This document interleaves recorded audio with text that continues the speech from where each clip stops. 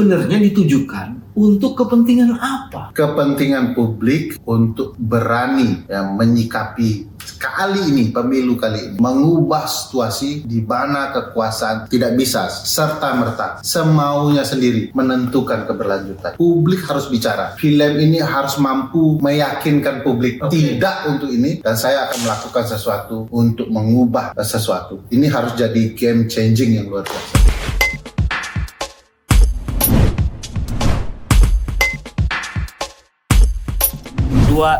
Action. Yo, assalamualaikum warahmatullahi wabarakatuh. Jumpa lagi di channel ini, channel Kewarasan. Kami ada di suasana baru, karena Ferry lagi dicari-cari. Cari-cari Mas Dewi.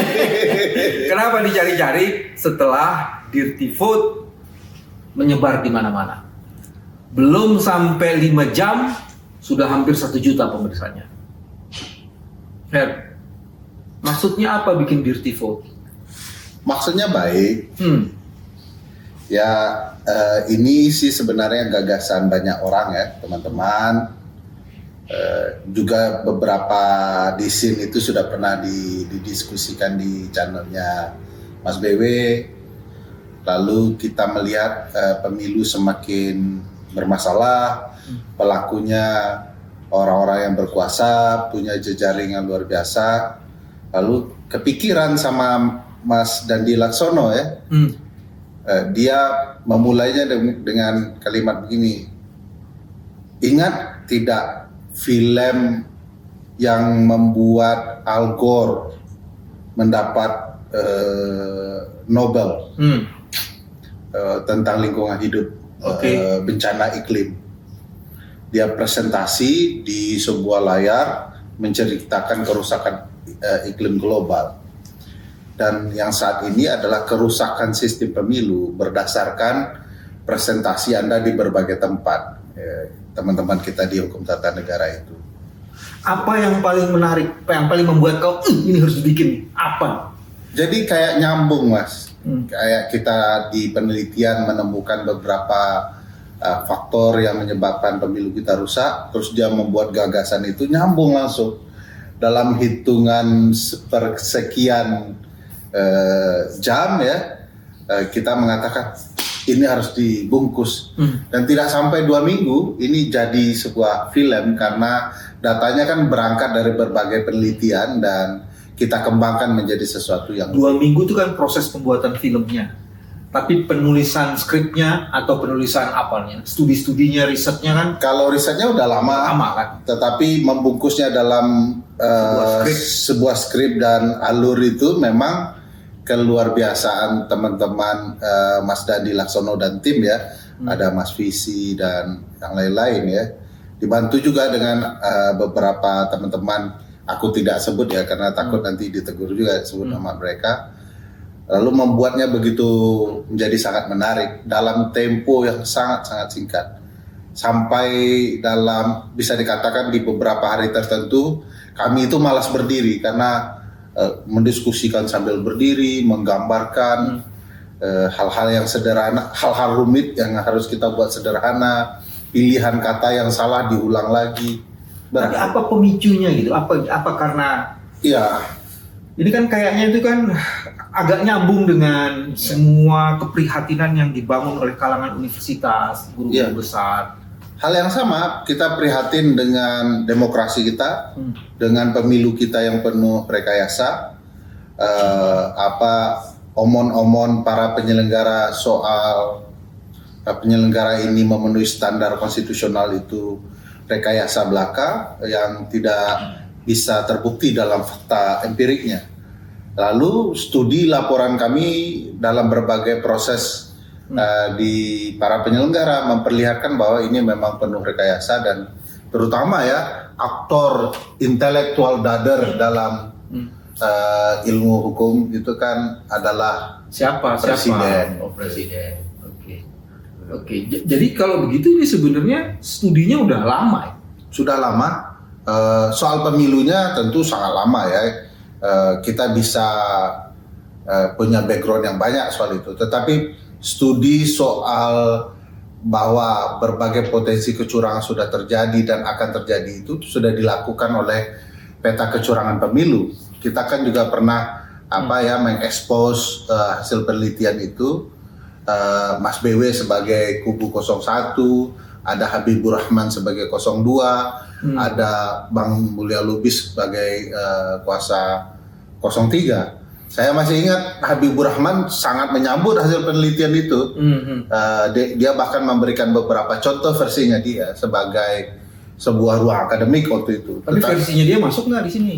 Ada beberapa yang dia sebut masuk ya, ada yang tidak ya, karena kan itu tentu faktor subjektifnya sebagai tim, dan tentu kami juga harus akui ada perspektif subjektif kami yang menurut kami objektif gitu ya. Jadi artinya masukan dari Habibur Rahman pada saat ada diskusi mengenai kecurangan pemilu itu juga sebagiannya diambil. Ya Sorong misalnya, kasus Sorong itu kan diungkap oleh Habibur Rahman juga. Ya, jadi dia tidak begitu pantas kalau kemudian tetap mengkritik terlalu banyak ya. Kalau mengkritik, saya kalau melihat hasil konvers dari TKN ya, beberapa hal sangat salah. Misalnya Habibur Rahman menganggap kami menceritakan ada 20 juta penjabat kepala daerah. Kalau yang itu nggak begitu penting karena dia nggak nyimak berarti maksud saya. Itu nggak begitu penting buat cerita. Tapi saya mau mengatakan juga, dia mengatakan tidak mungkin bahwa pemilu akan dikendalikan oleh seorang gubernur 100% akan, ya memang tidak 100%. Memang harus dia, kalau dia baca hasil penelitian kita bisa menjelaskan bahwa ini akan berpotensi digunakan sebagai akses terjadinya kecurangan. Kalau saya sekarang kalau melihat itu ya, yang pertama saya tangkap tuh ini betul-betul sudah bisa membuktikan dirty vote itu bahwa kecurangan itu dilakukan secara sistematik, terstruktur dan masif. Saya tambahin 2 lagi. Ini well planning. Wah. Nah, ya kan? Ya. Kalau lihat itu kan well planning, dan sudah gitu dia menggunakan seluruh sumber daya yang dimiliki, hampir seluruh sumber daya, coba kemudian diefektifkan dan diaktifkan. Ini kecurangan ini tahu Mas, bahwa penelitian itu kan dia berkembang ya. Kita harus akui bahwa penelitian kita bukan benda paripurna yang harus kita sesembah. Dan sebagai manusia ternyata begitu kita membongkar hasil penelitian itu, makin kita temukan kecurangan-kecurangan yang luar biasa paripurnanya. Misalnya kita hanya menemukan bahwa permohonan di kasus Almas itu dicabut.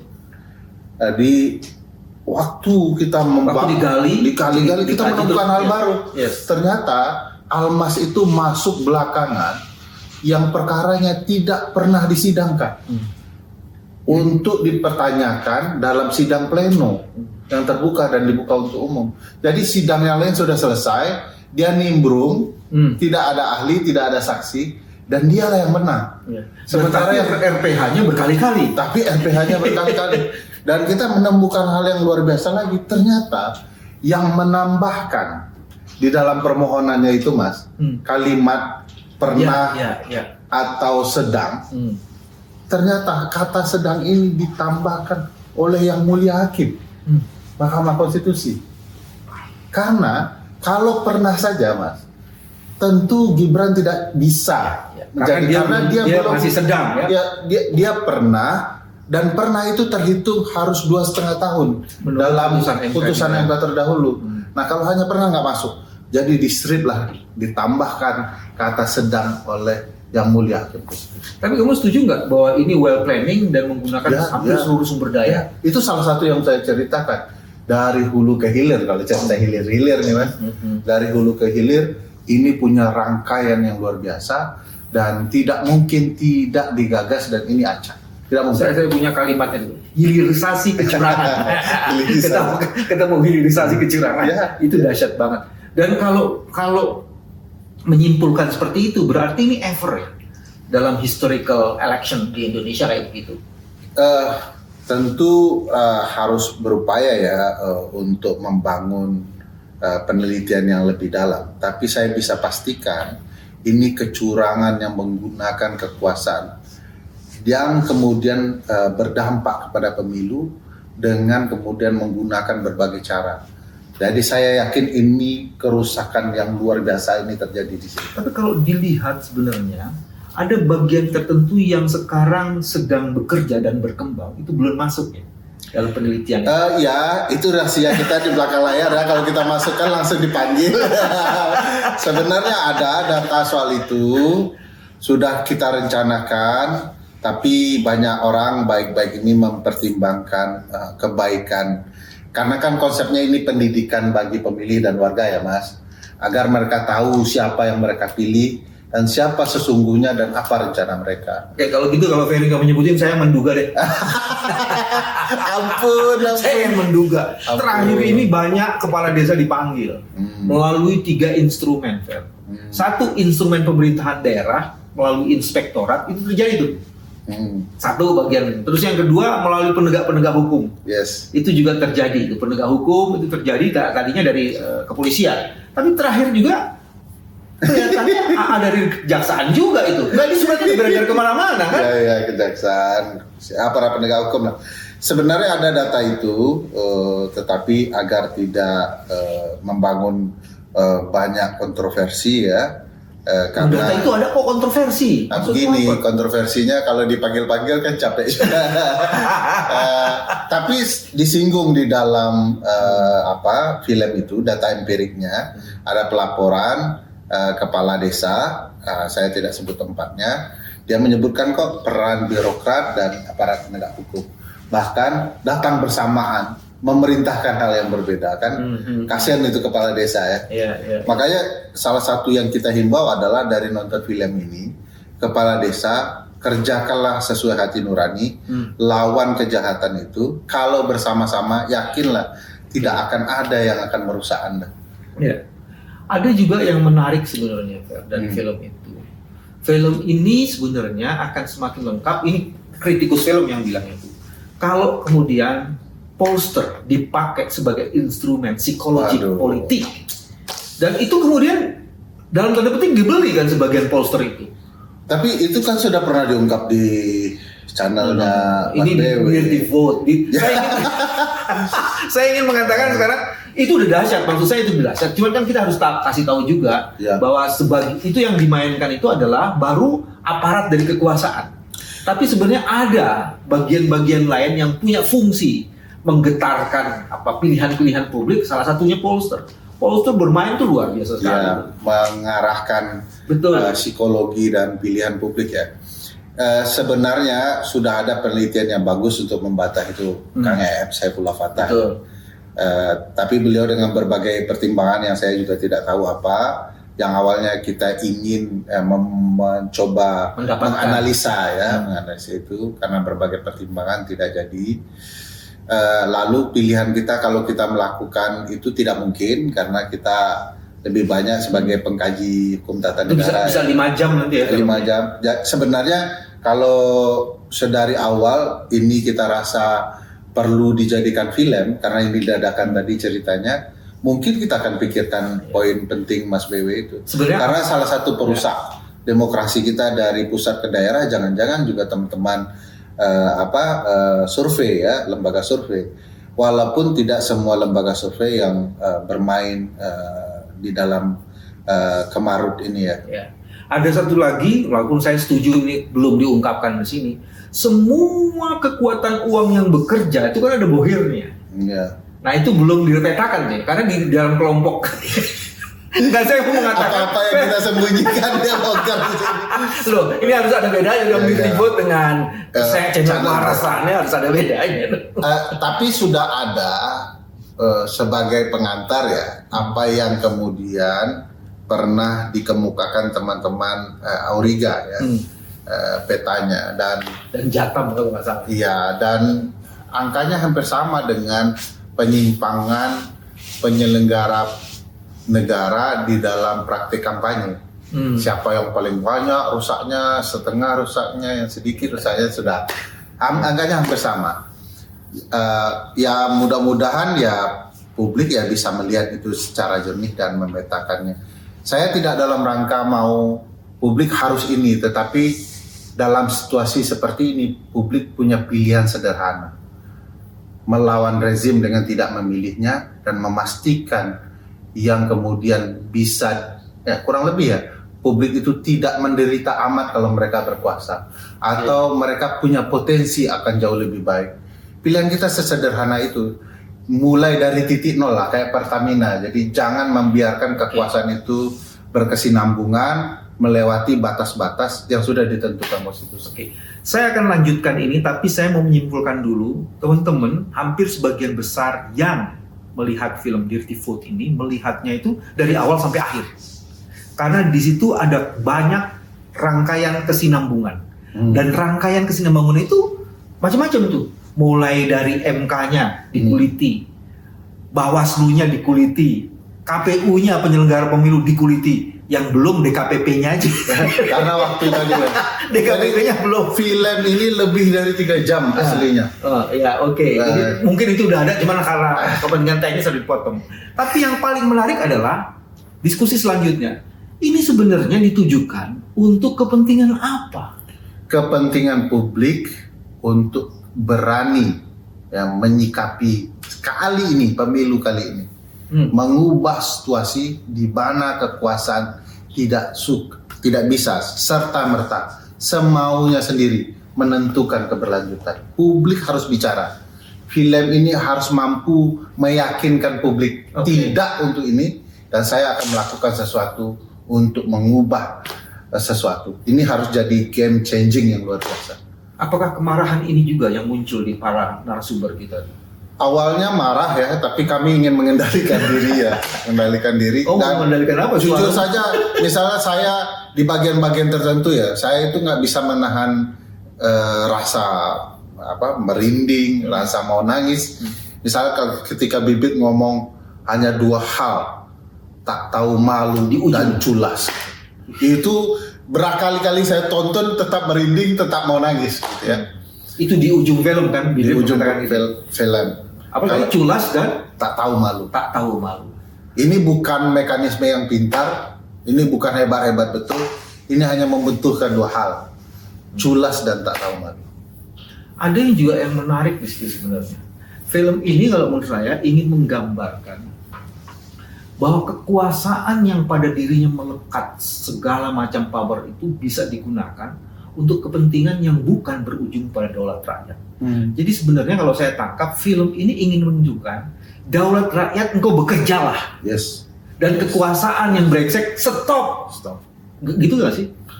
Ya kurang lebih gini, kan dulu pernah di channel Mas Bewe juga saya sampaikan, presiden itu adalah raja yang dibatasi konstitusi. Begitu batas-batas konstitusi dia lewati, dia merasa bak raja. Menggunakan segala cara, l'état semua. Jadi saya ini adalah negara, saya menentukan nasib orang. Mau anak saya tidak bisa, saya bisakan. Mau kampanye dilarang untuk penyelenggaraan negara tertentu yang sudah punya batasan-batasan, saya buat bisa. Mau kemudian penyelenggara pemilu harus menegakkan prinsip penyelenggaraan secara jujur dan adil, saya abaikan. Jadi bisa terlihat dari film itu. Dan oleh karena itu publik harus ambil setinggi-tinggi, ini kata Bung Karno, ingat, setinggi-tinggi kekuasaan presiden, di atasnya kuasa rakyat. Setinggi kuasa rakyat, itulah kuasa Allah yang Maha Esa. Kalau kemudian para pecinta Bung Karno ingat ini, Jokowi ini sudah habis dengan revolusi ala Bung Karno. Ada 3 segmen masyarakat yang kedaulatan itu sedang diperebutkan. Bagian yang pertama yang jumlahnya paling besar adalah Gen Z dan milenial. Yes. Kelompok kedua itu adalah kelompok di lapisan yang paling bawah, Fer. Dan saya nggak tahu apakah film ini bisa menyentuh kelompok mereka. Dan kelompok ketiga yang paling kuat, yaitu kelompok perempuan yang disebut dengan emak-emak militan.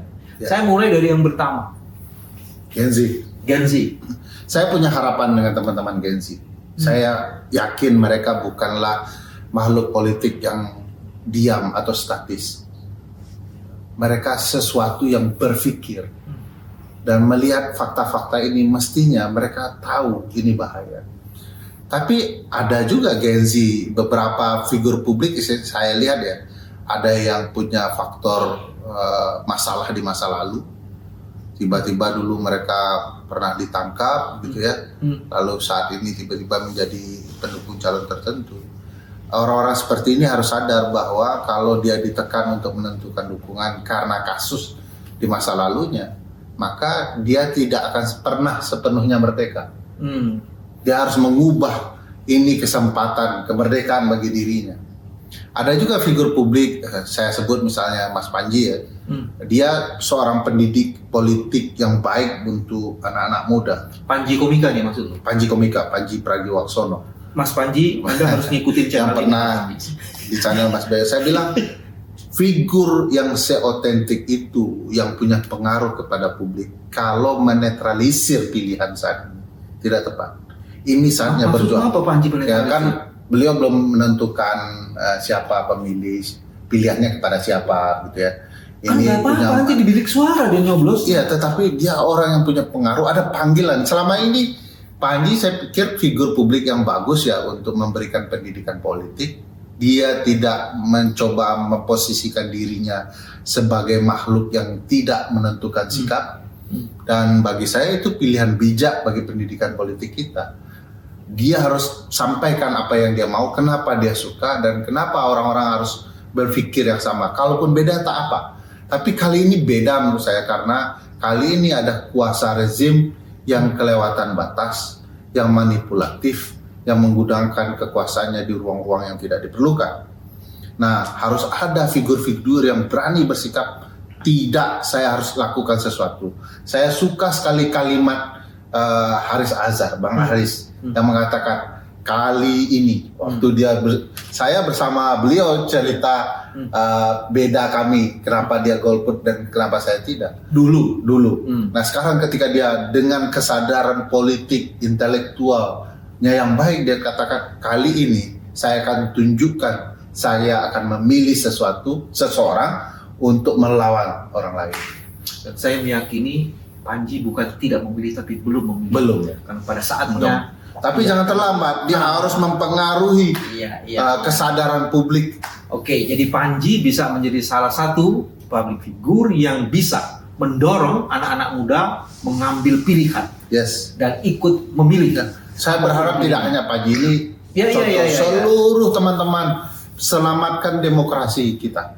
Kita harus berani dan bersiap mengalahkan kezaliman rezim dan memperbaiki lagi rel-rel konstitusi kita di jalur yang benar. Bagaimana film ini bisa punya dampak dan berpengaruh pada kelompok-kelompok masyarakat di lapis bawah? Nah, ini kan sangat, caranya dosen menjelaskan tuh sangat akademis banget gitu loh. Iya. Itu salah. Saya pikir begini, ini bukan salahnya Mas Dandi, salah kami ya. Beliau itu pasti salah kami. Mas Dandi itu selalu berupaya meminta kami menyederhanakan pilihan kata, penjelasan yang sebenarnya itu di bangku-bangku perkuliahan agak sulit ya, karena rasa-rasanya ada yang tertinggal. Ini apa sok-sokannya kaum intelektual ya, seolah-olah semua hal itu penting dan harus disampaikan. Nah, tapi begini, kalau pertanyaannya apakah film ini... Maksud saya gini, Fer. Video ini atau podcast ini mungkin bisa melengkapi. Nah, itu maksud saya. Kesana. Itu maksudnya supaya ada bedanya loh. Kalau seandainya film yang begitu panjang dengan pendekatan penjelasan ala kampus yang dikedepankan, walaupun sudah dibuat semenarik mungkin oleh Mas Dandi, belum mampu untuk dinikmati oleh banyak kalangan. Kami berharap dengan podcast ini bisa dipahami, membuat ibu bapak sekalian mengetahui apa sih kenapa kami bercerita politik hukum seperti itu.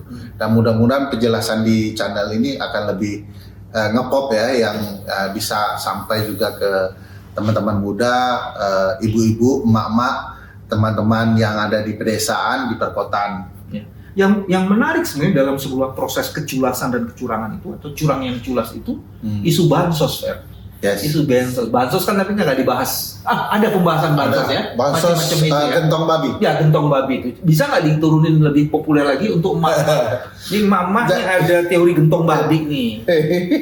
Jadi sebenarnya itu tahun 16-an sampai 17-an di Amerika, mereka punya kebiasaan untuk mengawetkan daging babi itu dikasih garam sebanyak-banyaknya untuk awet.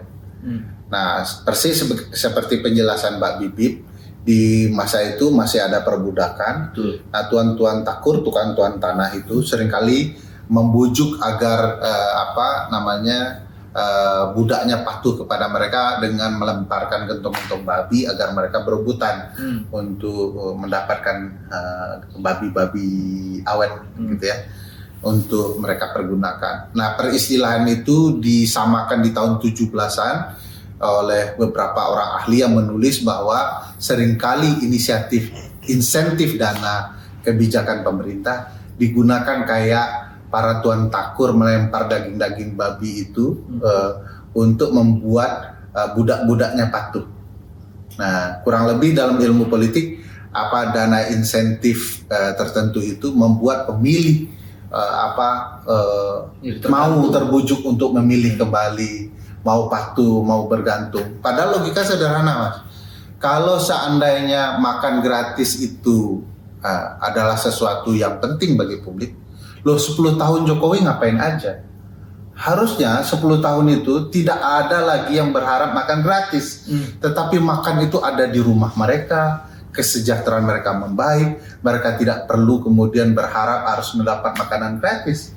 Mereka bisa buat makanan sendiri dengan upah yang baik, dengan pekerjaan yang baik. Jadi aneh juga bagi saya kalau ini kemudian dianggap sebagai upaya yang sangat penting bagi politik. Ini kan meniru puluhan tahun di masa lalu. Saya ingat salah satu pakar politik, seorang politisi juga sekaligus Partai Republik di Amerika mengatakan begini, satu kali skema gentong babi itu dilemparkan kepada publik, maka sesungguhnya politisi itu akan mengabaikan nilai-nilai agama surgawi dan nilai-nilai moral duniawi. Mereka tidak peduli. Yang penting orang bisa tertipu dan terbujuk rayu untuk memilih mereka lagi. Ini Ferry, Steve Forbes namanya. Ferry bukan hanya bicara dosen tata negaraan, sudah jadi filosof. Saya mau ngeceritain. Jadi gentong babi Dulu itu, guru saya bilang, kamu orang HTS ngapain sih kamu baca-baca filsafat? saya mau bilang begini, gentong babi diciptakan oleh juragan babi gitulah, dibikin sederhana, dan itu dimaksudkan untuk membuat Kepatuhan bagi budak-budaknya itu patuh ya kepada juragan-juragan babi itu dengan memanipulasi gentong babi itu sebagai metode untuk membujuk rayu itu. Jadi kira-kira mereka bekerja sebagai budak itu dengan patuh. Dalam konteks Indonesia diduga ini berkaitan dengan penggunaan dana bansos, dana BLT, PKH dan lain-lain itu. Dan semua dana yang seharusnya itu milik masyarakat dipersonalisasi dan dipolitisasi. Yes. Kira-kira begitu. Yes. Ada juga yang menarik. Apa yang dilakukan oleh Ferry dan kawan-kawan sebenarnya ini adalah disruption. Mendisrupsi perlawanan masyarakat terhadap kecurangan dan keculasan yang dilakukan oleh kekuasaan dalam proses demokrasi di election process. Ya, harapan kami begitu. Jawaban selama ini kan belum ada loh. Ya. Sebuah gagasan, upaya untuk mencerdaskan kehidupan bangsa. Mas Dandi Laksono. Untuk mencerdaskan kehidupan bangsa dengan cara seperti ini. Ya. Mudah-mudahan juga akan masif diterima oleh masyarakat. Mudah-mudahan, amin Mas. Oke. Terus apa yang ada nggak promonya di channel ini? Nonton Dirty Vote. Kamu yang ngomong lah. Tonton Dirty Vote, sama-sama film ini gratis, bisa didapat di berbagai channel, termasuk channel di Dirty Vote juga, tidak diperuntukkan untuk berbayar, untuk publik seluas-luasnya. Jadi pergunakan, ajak nonton keluarganya, kalau perlu bawa ke tante, nenek dan semuanya untuk mengetahui apa yang sedang terjadi di politik kita di tanah air saat ini. Jangka pendek, Dirty Vote akan diuji kemanfaatannya di 14 Februari. Tapi dalam jangka panjang ini adalah proses mencerdaskan kehidupan bangsa, dan itu adalah kewajiban semua orang, bukan hanya dosen tata negara. Inilah channel Kewarasan. Mari kita lawan keculasan dan kelicikan. Assalamualaikum warahmatullahi wabarakatuh.